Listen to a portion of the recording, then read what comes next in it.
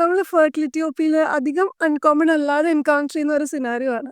Patients പറയും, ഡോക്ടറെ ഞങ്ങളൊരു 9th to 18th day fertile window ഒക്കെ നോക്കിയിട്ടാണ് ട്രൈ ചെയ്യുന്നതെന്നൊക്കെ പറഞ്ഞ് എന്നിട്ടും പ്രഗ്നൻസി ആവുന്നില്ല.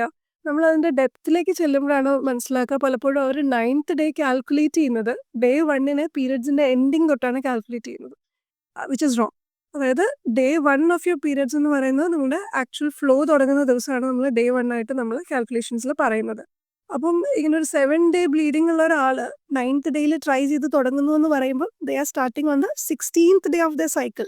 അപ്പോഴത്തേക്ക് നമ്മുടെ ഫെർട്ടൈൽ വിൻഡോ ക്ലോസ് ആയി, ഓൾമോസ്റ്റ് ക്ലോസ് ആയി. ഒരു 14th ഡേയിൽ ഓവുലേഷൻ നടന്നിട്ടുണ്ടെങ്കിൽ പിന്നെ ഓൾമോസ്റ്റ് 0 ചാൻസസ് ആണ് നമുക്ക് ആ സൈക്കിളിൽ പ്രഗ്നൻസി ആവാനായിട്ട്.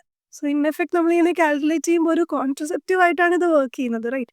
അപ്പം ബെസ്റ്റ് ഒരു regular unprotected intercourse when you are trying every 2 to 3 days എന്നുള്ള രീതിയിൽ പ്ലാൻ ചെയ്യുക. ഇല്ല ഇനി നിങ്ങൾക്ക് ടൈമിംഗ് നോക്കിയിട്ട് ഓവുലേഷൻ നോക്കി പ്ലാൻ ചെയ്യാനാണെങ്കിൽ കാൽക്കുലേഷൻ ഷുഡ് ബി പ്രോപ്പർ. അതായത് day 1 of your actual flow ആയിരിക്കും നമ്മുടെ മെൻസ്ട്രൽ സൈക്കിളിൻ്റെ ഡേ 1 വെച്ച് കാൽക്കുലേറ്റ് ചെയ്യുക.